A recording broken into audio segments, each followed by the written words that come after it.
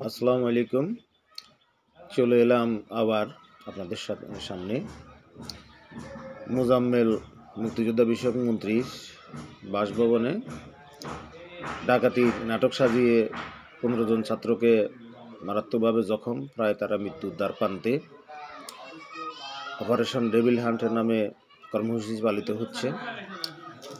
আওয়ামী লীগ ফেসিবাদের দোসর, মোজাম্মেলের দোসর সন্ত্রাসীরা, আওয়ামী লীগ, যুবলীগ, ছাত্রলীগের লোকজন, তারা বয়স্ক নারীদেরকে এলাকায় রেখে তারা গা ঢাকা দিয়েছে। অনেক বাড়ি প্রায় পুরুষ শূন্য। এই অবস্থায় অপারেশন হান্ট সাকসেসফুল হয়তো হবে না, কিন্তু সারা দেশে এইভাবে অপারেশন চালিয়ে আওয়ামী লীগের দুষ্কৃতিকারী ফ্যাসিবাদীর দোসরদেরকে গ্রেপ্তার করা উচিত।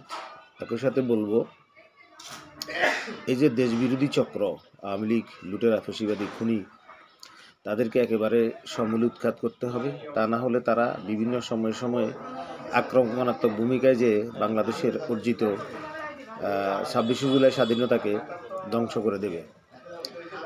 এখন যেখানে নতুন অতিথি দেখবেন, ছাত্রলীগ, যুবলীগ, আওয়ামী লীগের লোকজন, তাদেরকে আইন এবং প্রশাসন